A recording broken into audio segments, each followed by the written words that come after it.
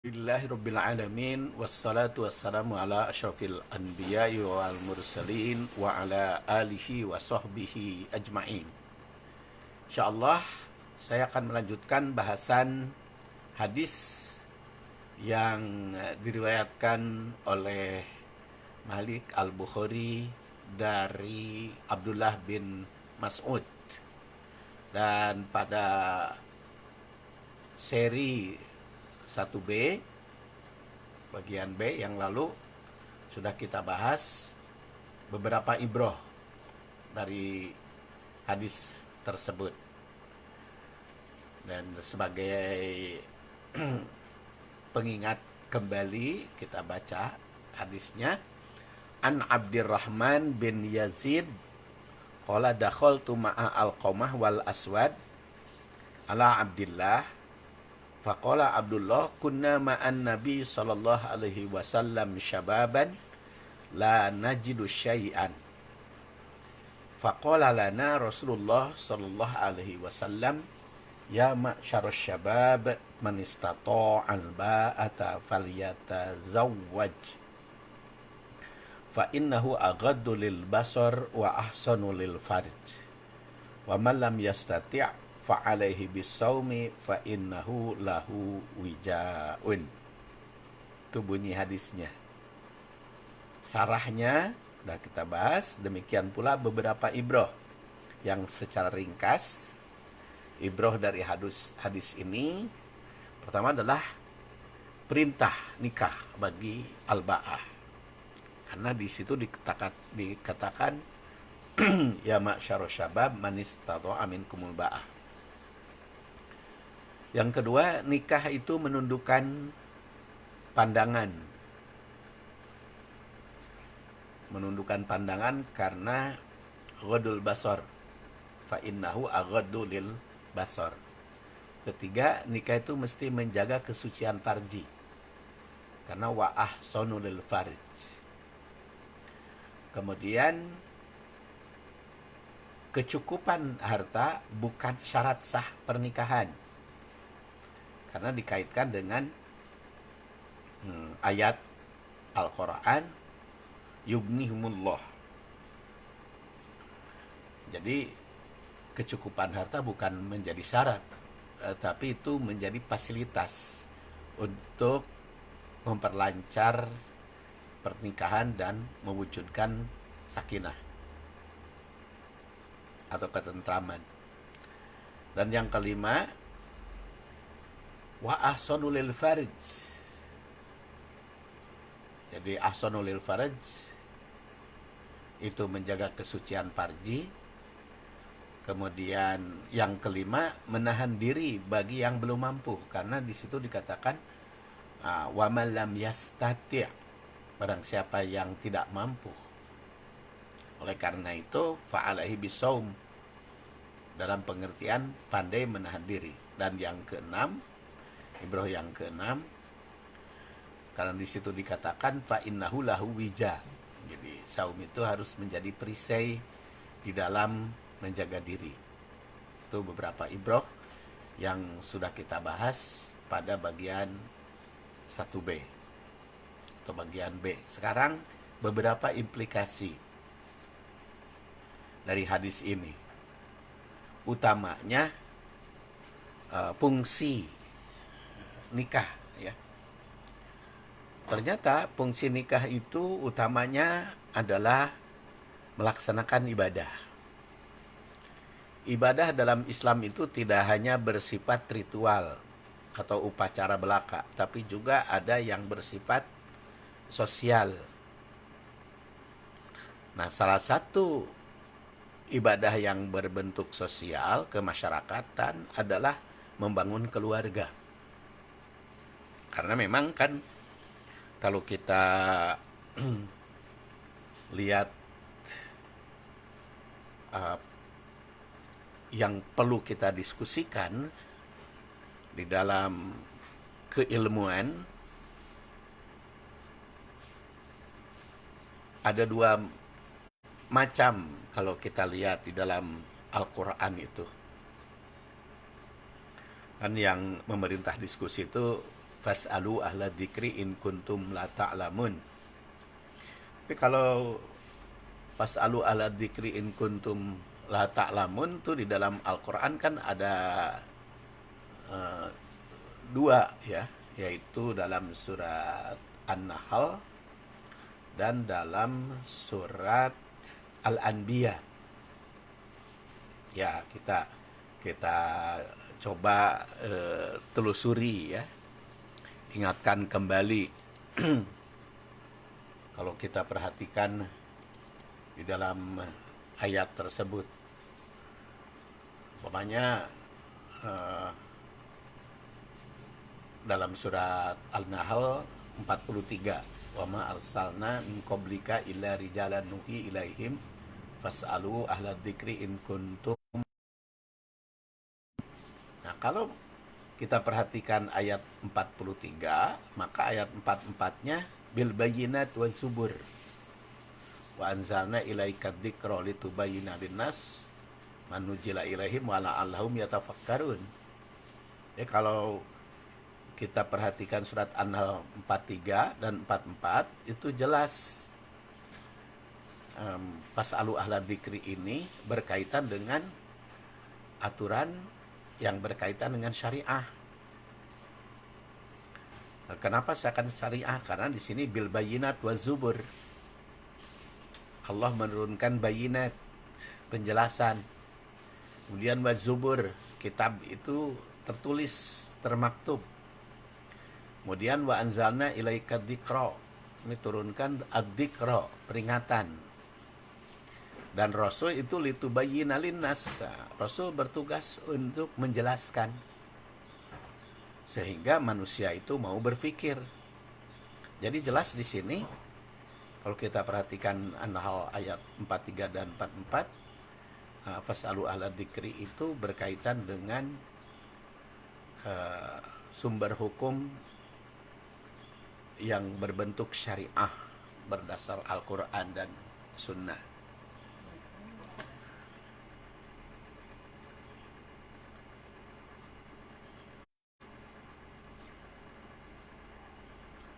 Wa ma arsalna qablaka illa rijalan nuhi ilaihim. Wa ma arsalna qablaka rijalan nuhi ilaihim. Kalau ayat 7 surat Al-Anbiya bunyinya wa ma arsalna qablaka illa rijalan nuhi ilaihim fas'alu ala dzikri in kuntum la ta'lamun. Ternyata ayat 8-nya itu berkaitan dengan urusan tubuh, urusan diri, urusan manusia, urusan jasad. Karena di sini kan wa ma ja'alnahum jasadan. Manusia diciptakan itu jasad, sebagai jasad ya, berjasad. Yang tentu saja ya'kuluna ta'am, membutuhkan makanan. Nah, dan wa makanu khalidin, tidak kekal hidupnya, makanya harus dijaga, harus dipelihara. Nah, oleh karena itu berkaitan dengan kehidupan sehari-hari kalau di sini. Jadi fas'alu ahla dzikri. Nah, makanya saya katakan tadi al-Islam itu ada yang bersumber dari syariah, ada yang bersumber dari ilmiah, dan itu tegas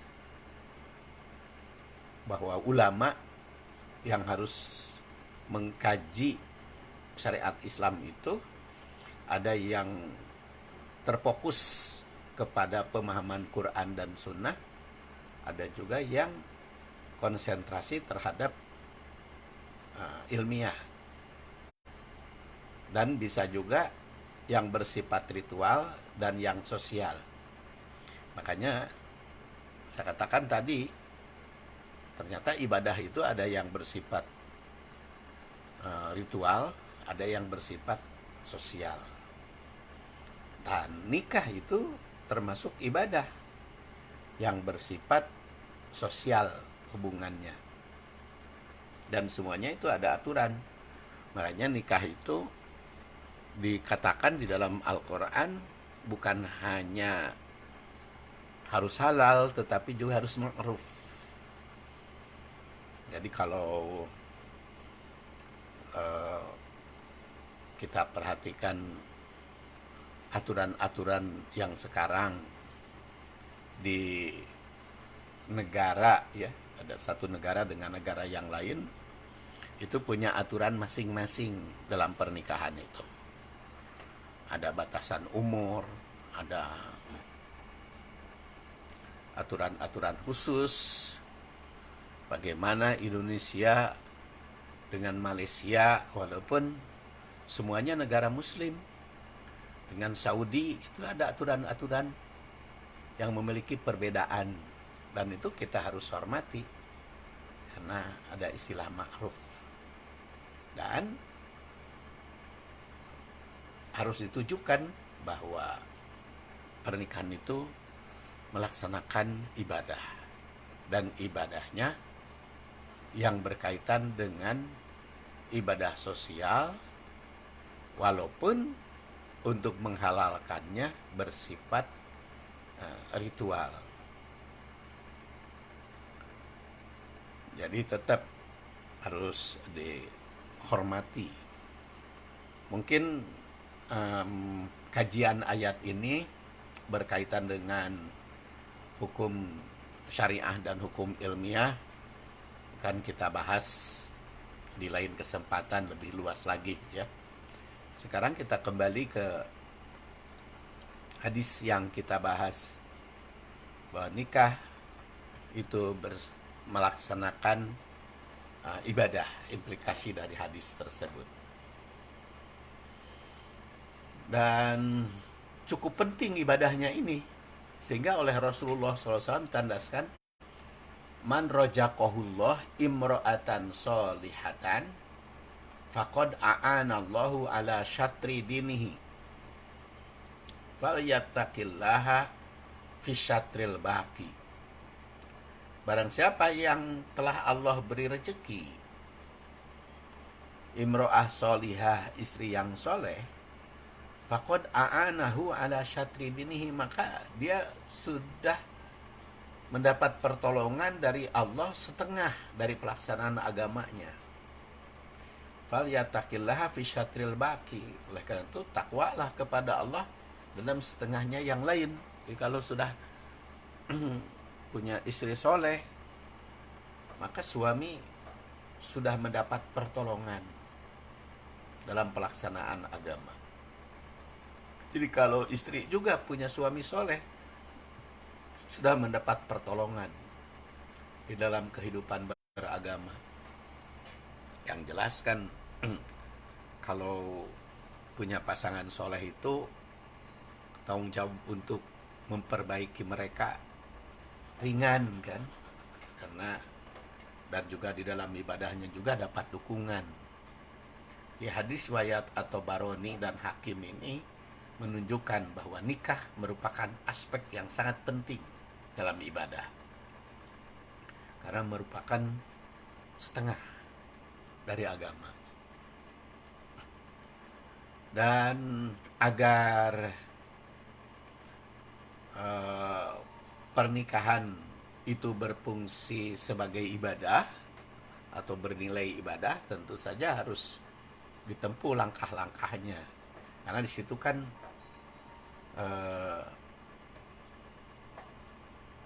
ala syatri dinihi, ya, setengah agama, pelaksanaan agama.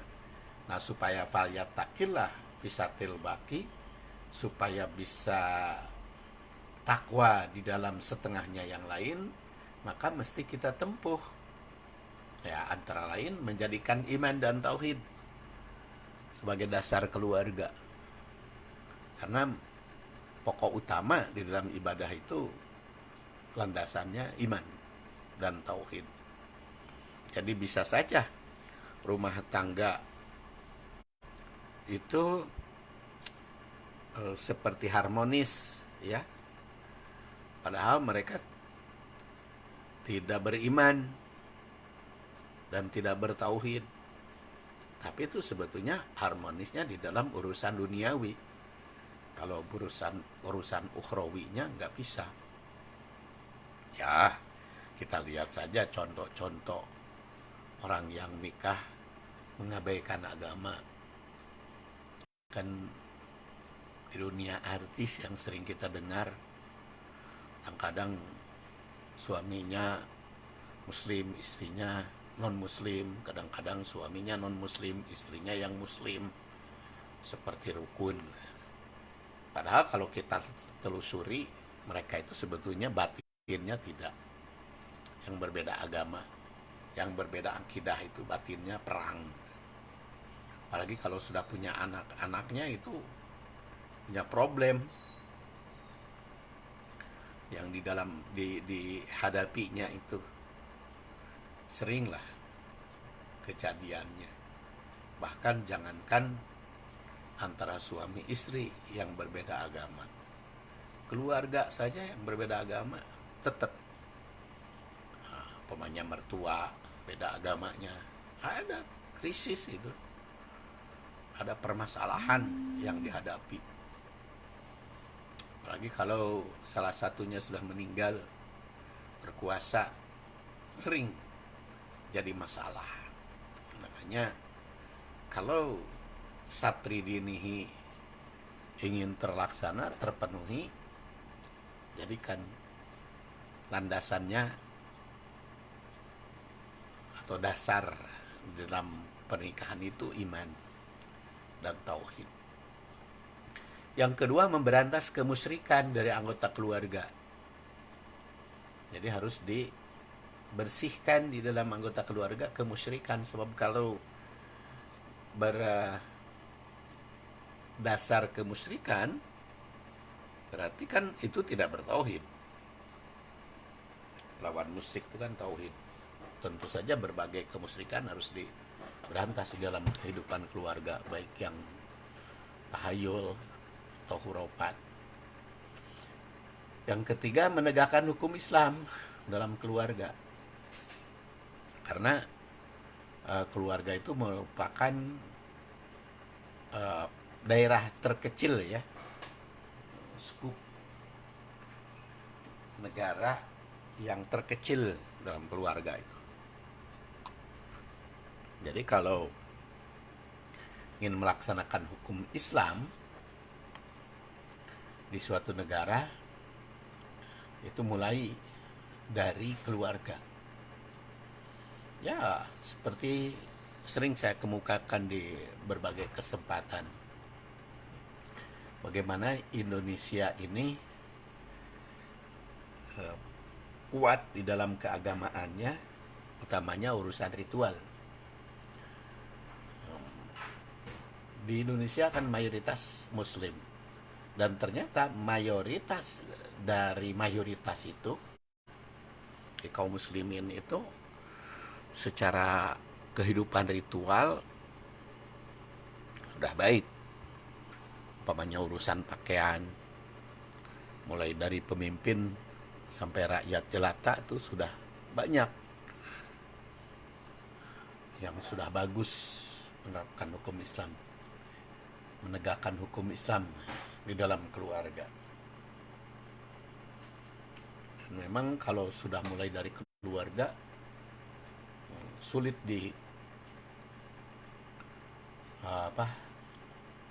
dipaksa. Makanya kalau sekarang ada usaha untuk mengubah ideologi Pancasila tentang ketuhanannya kepada gotong royong, yang dulu kesatuan dari Pancasila itu justru yang utamanya ketuhanan yang Maha Esa, lalu mau diubah kepada gotong royong, kan cukup gencar kaum muslimin di seluruh Indonesia. Hanya jangan coba-coba di Indonesia itu kalau mengubah-ubah urusan Islam. Dan sekarang juga banyak kan tanggapan-tanggapan di berbagai media massa ketika bicara tentang pendidikan agama, berbicara tentang urusan ritual.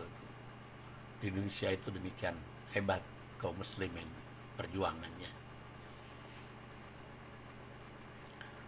Makanya menegakkan hukum Islam tuh dalam keluarga ya awalnya. Lama-kelamaan nanti seluruh negara. Kemudian langkah yang keempat tentu menciptakan iklim keluarga. Jadi iklimnya, suasananya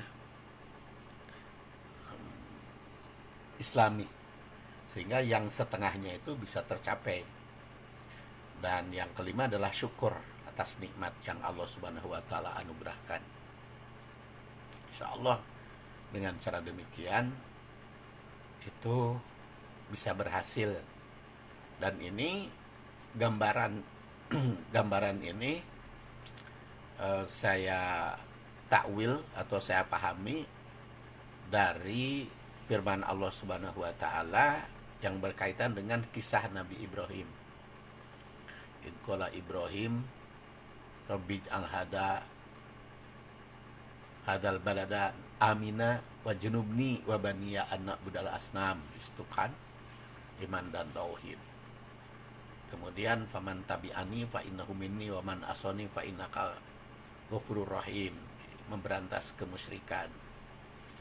Kemudian menegakkan hukum Islam dalam keluarga, mulai dari ibadah sholat diterapkan dalam keluarga.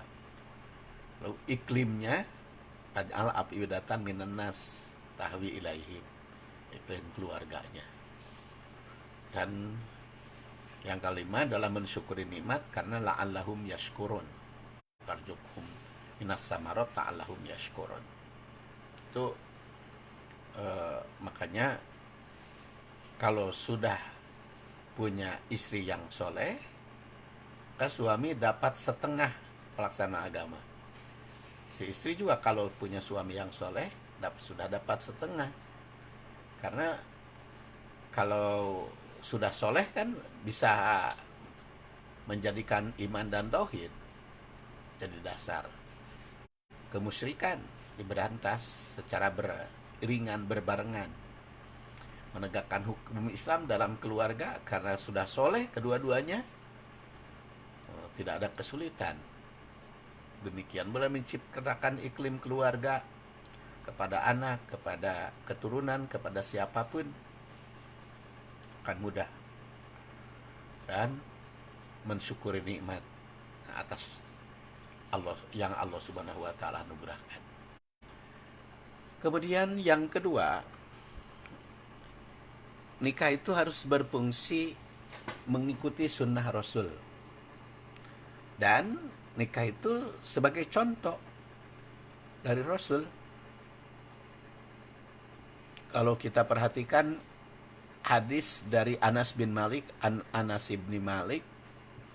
kata Anas bin Malik, ja'a salah satu rohatin, 3 orang datang ila buyuti azwajin Nabi sallallahu alaihi wasallam, ke rumah istri Nabi. Jadi datang ke rumah istri Nabi, di sini buyut ya. Buyut azwaj, rumah-rumah. Jadi bukan hanya kepada salah satu istri, tapi 3 orang ini datang ke rumah-rumah istri Nabi. Jadi menyelidikinya, berdatang kepada rumah. Kan istri Nabi itu bukan satu, dan masing-masing punya rumah. Menurut catatan sejarah, rumah istri Nabi itu tanahnya hasil pembebasan Abdurrahman bin Auf, kan. Dia wakafkan dihadiahkan kepada para istri Nabi, sehingga Nabi itu punya istri dan setiap istri punya rumah masing-masing. Ya. Hanya di sini dikatakan ila buyuti azwajin Nabi. Jadi 3 orang sahabat datang ke rumah istri Nabi. Untuk apa? Yas'aluna an ibadatin Nabi sallallahu alaihi wasallam.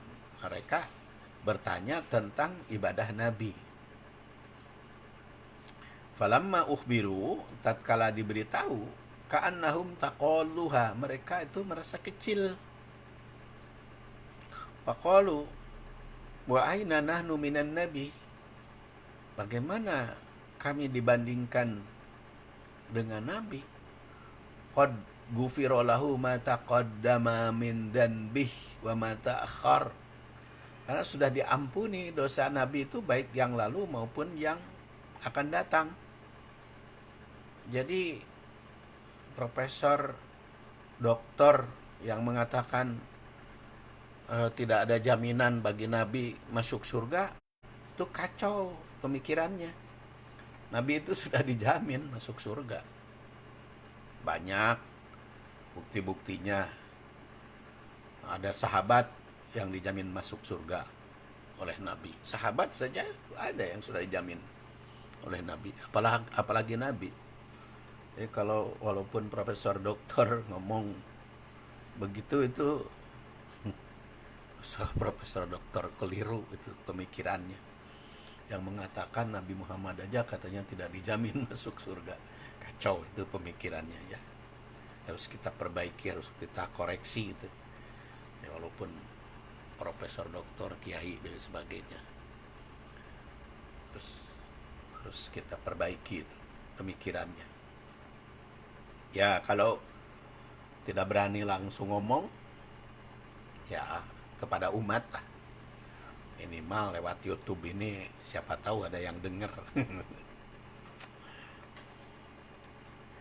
Ya, di sini oleh sahabat dikatakan Rasul itu sudah diampuni dosanya, artinya sudah dijamin masuk surga. Tapi ibadahnya seperti apa yang diuraikan oleh para istri Nabi. Bagaimana katanya kedudukan kita dibanding beliau? Karena kita tidak ada jaminan, kata tiga sahabat itu. Para Rasul sudah dijamin, tapi ibadahnya demikian hebat. Nah, akhirnya mereka diskusi. Qala ahaduhum, di antara mereka ada yang mengatakan, amma ana fa inni usalliyal laila abadan. Kalau aku ngambil sholatnya aja lah, saya akan sholat semalaman. Jadi dia karena mungkin mendapat uraian oleh istrinya, kan ini yang ditanyakan kepada istri Nabi itu kan ibadah yang rahasia, yang tidak nampak di permukaan. Maka ketika mendapat penjelasan, Rasul malam sering tahajud, siang sering saum, maka akhirnya para sahabat itu ada yang ngambil posisi sesuai dengan kesenangan masing-masing. Jadi mengambil posisi itu boleh asal ada contohnya. Jadi sesuai dengan kemampuan masing-masing. Nah, yang satu mengatakan ana fa inni usalliyal laila abada. Qala akhar, yang lain mengatakan ana asumud dahro wala uftir, aku akan saum. Jadi memang ibadah itu ada yang senang saumnya, ada juga yang senang ibadah yang lain atau sesuai dengan kemampuan masing-masing, sehingga mereka ngambil posisi. Wa qala akhar, ada satu lagi mengatakan ana atajilun nisa, aku akan menghindari wanita karena takut terganggu ibadah. Fala atazawwaju abadan, maka aku tidak akan menikah katanya karena takut beribadah, takut terganggu ibadah. Faja'a Rasulullah sallallahu alaihi wasallam, maka Rasulullah sallallahu alaihi wasallam tiba ilaihim, kepada mereka. Faqala, maka Rasul bersabda, antumul ladzi qultum kada wa kada. Kalian boleh jadi mengatakan begitu begini. Ama, ingatlah. Kalau tadi amma, kalau ini ama. Kalau amma, adapun. Tapi kalau ama, ingatlah. Wallah, demi Allah, inilah ahsyakum lillah, aku ini paling takut kepada Allah. Wa atqakum lahu, dan paling takwa kepadanya. Lakinni asumu wa uftir, tapi aku memang suka saum, wa uftir, tapi suka berbuka, jadi tidak saum selamanya. Wa usolli, aku suka sholat, wa arkud, tapi juga suka tidur. Jadi malam itu tidak perlu begadang terus menerus karena ibadah sholat sehingga kurangi tidur. Enggak, aku sholat tapi juga suka tidur. Wa atazawwajun nisa, dan aku juga menikah beberapa istri. Nah, paman rogiba an sunnati falaisa minni, barang siapa yang tidak menyenangi sunnahku tidak termasuk golonganku. Makanya berdasar hadis ini jelas nikah itu sebagai contoh teladan dari Rasul. Mungkin hadis ini perlu kita bahas secara khusus ya. Insya Allah di lain kesempatan kita bahas secara khusus hadis ini secara mendetil, apa syarahnya masing-masing, ibrohnya apa, kemudian implikasinya bagaimana. Insya Allah. Tapi karena sekarang yang kita soroti faman rogiba an sunnati falaisa minni, jelas. Jadi ibadah itu dipersilahkan yang ada contohnya dari Rasul, tidak perlu melebihi. Sholat tidak perlu menyusahkan sehingga kurang tidur. Saum juga tidak perlu merepotkan karena sesuai dengan praktek Rasul saja. Demikian pula pernikahan tetap berlangsung. Karena apa? Karena itu contoh dari Rasul Shallallahu Alaihi Wasallam. Jadi hadis ini menunjukkan bahwa nikah itu termasuk sunnah Rasul. Barang siapa yang tidak mau menikah belum mengikuti sunnahnya.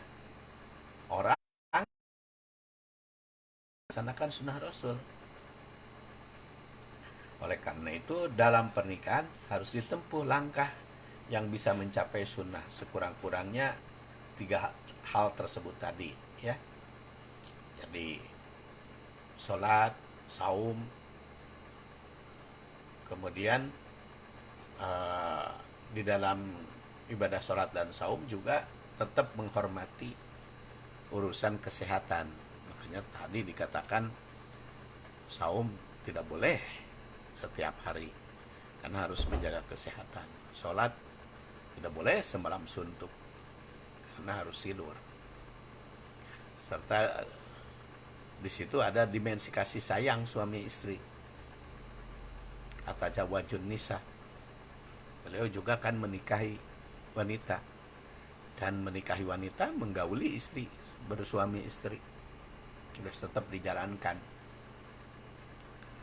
Makanya tegaskan di dalam hadis lain dari Aisyah, Rasulullah bersabda, "An-nikahu sunnati." Nikah itu sunnahku. Faman rogiba an sunnati falaisa minni. Barang siapa yang tidak menyenangi sunnahku tidak termasuk golonganku. Yang ketiga, nikah itu memenuhi hubus syahwat. Walaupun secara tersurat tidak diungkapkan dalam ayat tentang hikmah nikah itu untuk memenuhi hubus syahwat, namun larangan tahajud, tabarruj, serta ungkapan agar istri Nabi jangan membangkitkan gairah lawan jenis selain suami, berarti secara tersirat adanya anjuran untuk menggairahkan suami dan menimbulkan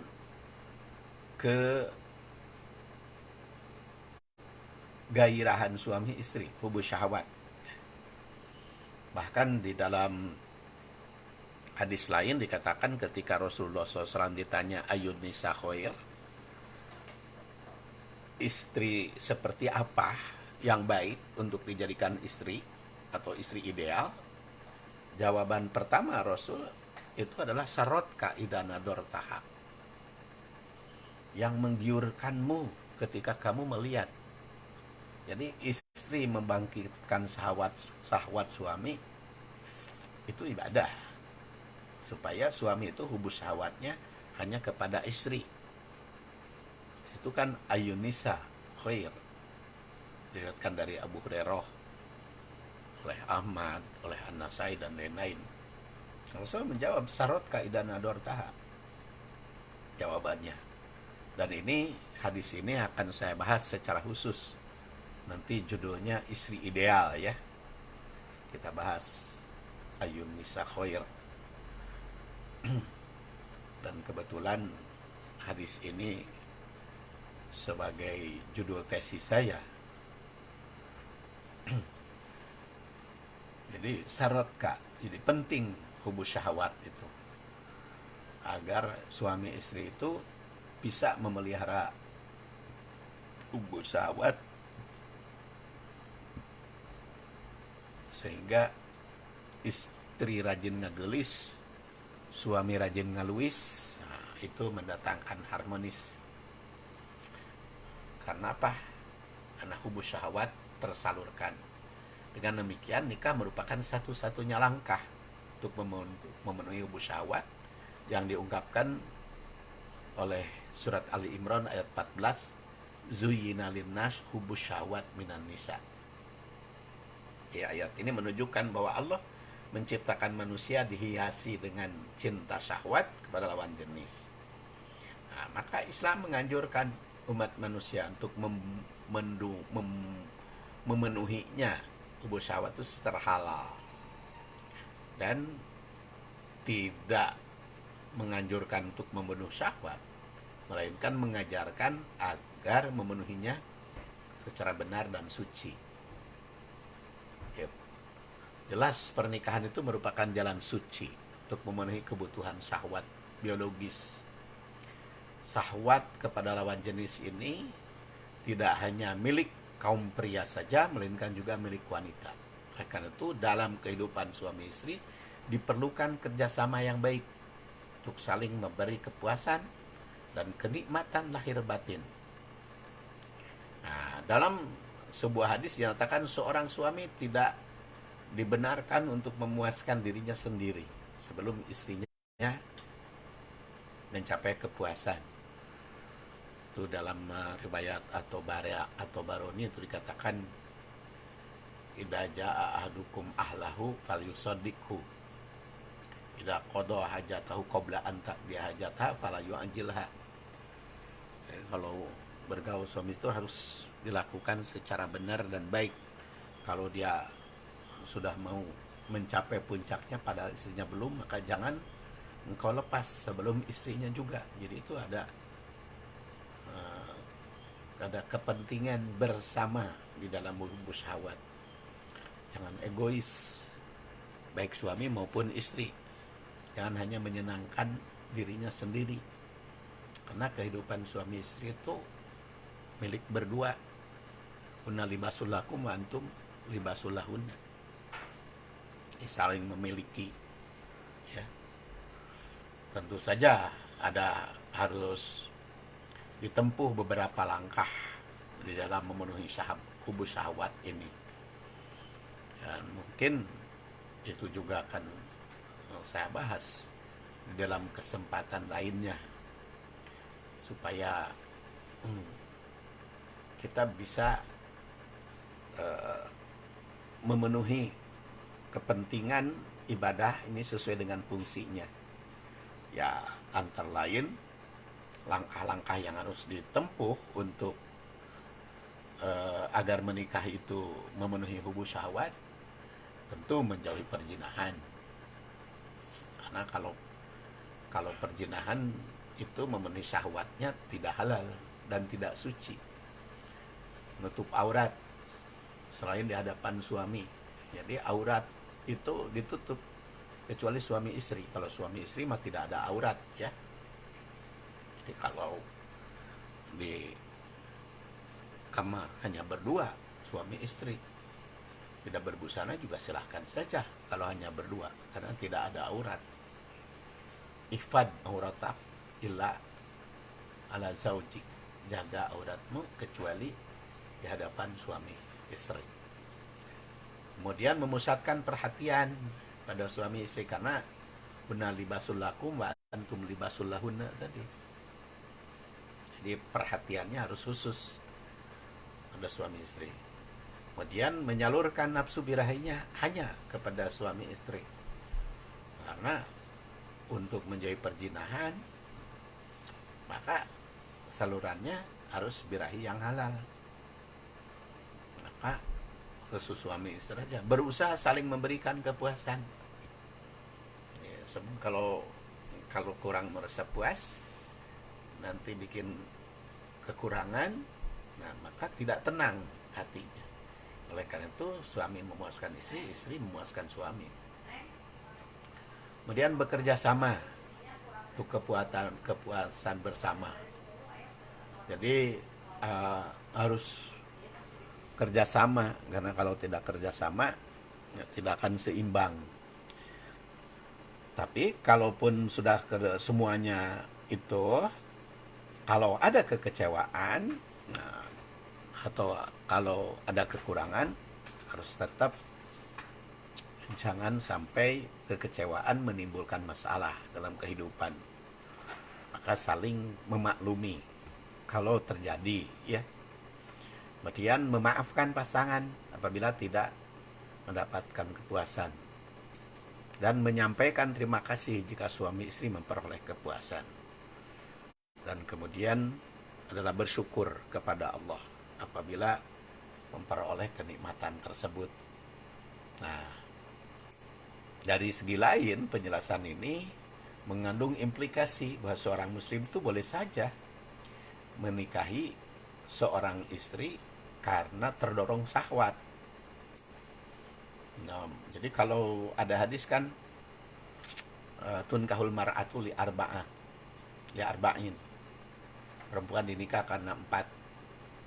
Kemudian oleh Rasul diawali li jamaliha, karena kecantikan. Dorongan syahwat itu tidak dilarang, tapi harus fadfar bidatidin, prakteknya dalam keagamaan. Jadi walau Rasul menikahi para istrinya tidak ada yang didorong karena syahwat, tapi seorang muslim tidak dilarang nikah karena dorongan ini, asalkan demi menjauhi maksiat. Rasul juga menyatakan bahwa pergaulan suami istri itu adalah ibadah. Sebab bila syahwat disalurkan kepada yang haram menjadi maksiat. Oleh karena itu jika disalurkan pada yang halal jadi meraih ibadah. Jadi bercinta dalam pernikahan ini bukan hanya sekedar demi kenikmatan, kesenangan semata, tapi juga berfungsi ibadah. Dan insya Allah saya akan lanjutkan dalam seri C-nya bagian pertama ini pada pertemuan yang akan datang. Subhanakallahumma wa bihamdik asyhadu an la ilaha illa anta astaghfiruka wa atubu ilaik. Wassalamualaikum warahmatullahi wabarakatuh.